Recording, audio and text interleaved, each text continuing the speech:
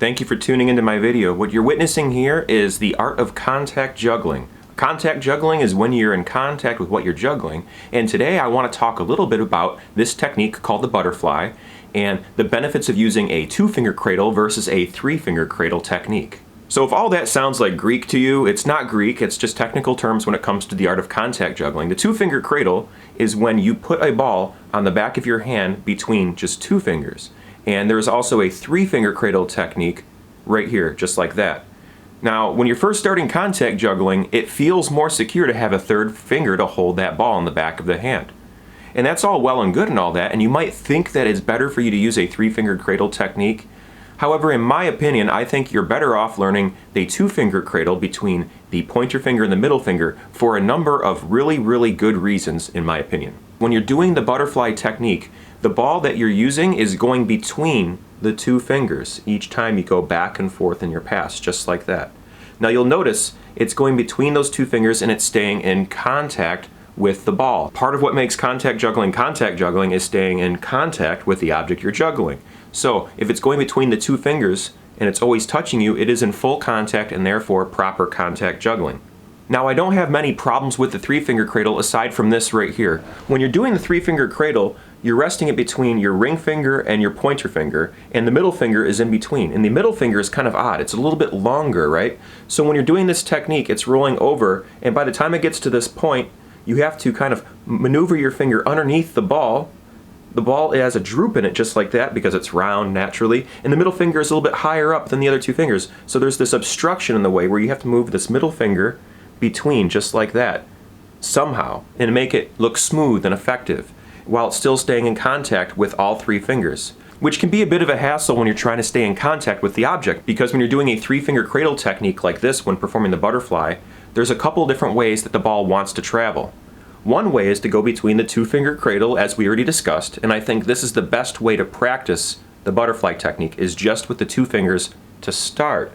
And then the other way it can happen, it'll go between the middle finger and the ring finger. So now you'll have to get used to that pathway as well if you want to perform and execute the 3-finger cradle technique easier. The other way it may go is that it goes between the 2 fingers and you have to droop your finger underneath it just like that. And that takes quite an element of timing and precision in order to execute that properly. And of course the other way it can go, it'll so slightly leave your fingers and then come back in contact with your hand each time you go over back and forth with the 3-finger cradle technique. Now if that happens, you're not doing proper contact juggling with the definition of what contact juggling is, staying in contact with the object you're juggling. But it'll still look like you're contact juggling if that's what's important to you. So long story short is when you're doing the 3-finger cradle, it has 4 different ways it could go, and you have to be adaptable at the very last minute to accept however that's gonna go and to move with it and go with the flow. And if you're using a 2-finger cradle technique, you always know what you're counting on, and you don't have to look at it because you always feel it and you know exactly where that ball is going to travel when doing the 2-finger cradle.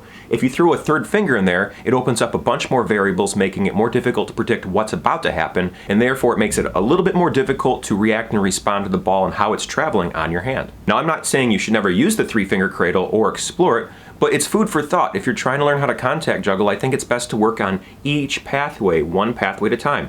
Work on the pathway between the index finger and the middle finger, and then once you get comfortable with that, maybe try doing the middle finger and the ring finger as well.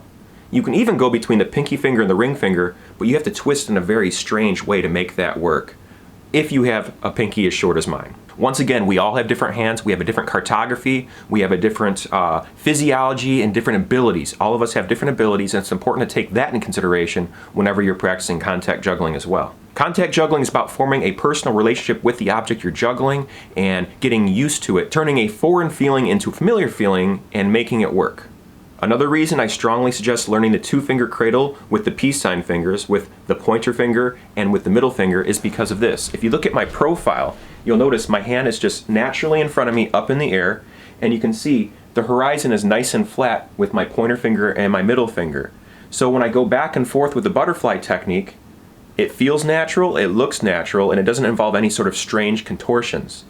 Now if I want to go between the middle finger and the ring finger, you'll notice that I have to kind of flatten out that horizon to do the technique in an easier way. Sure, you can tip forward a little bit and you can tip back a little bit, but In order to get it to move comfortably, you want that horizon as flat as possible, and it involves you having to position your arm a little closer to your face or even having to twist in a funky way in order to keep that ball traveling between the middle finger and the ring finger pathway.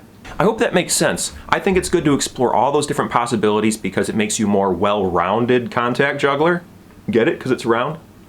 Alright, anyways, that's the video today. I just want people to know the difference between a 2-finger cradle and a 3-finger cradle, my personal opinions on the ups and downs of both of those cradles, and what you can do in order to form a relationship with the ball yourself. Thanks again for watching my tutorial video this Sunday, folks. I appreciate it very much. Please check out my playlist section to know more about the other circus and floor arts tutorials I post here on YouTube, and also to see all of my content I've posted every single day this year, carefully organized in my playlist section. And that's a wrap, my friends. Thanks again for stopping by, and please remember to never give up. Do your best, stay true to you, and be amazing, folks. See you in the next video, and bye-bye.